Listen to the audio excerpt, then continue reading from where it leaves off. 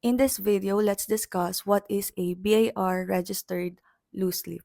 If you are doing business, self-employment or freelancing or practicing your profession, aside from acquiring BAR certificate of registration, you must also secure what they call secondary registration.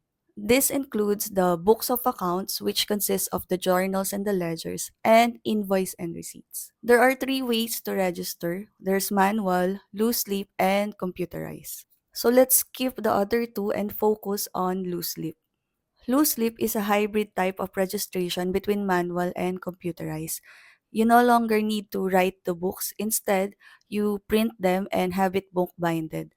And you do it using computer assisted tools. But before you use loose leaf, you must first secure a permit to use from the BAR. Either you go to your RDO or apply in ORUS. Once you're loose leaf registered, you must comply with the annual requirement of printing it and having it book binded, then submit to the BAR on or before January 15 of the following year.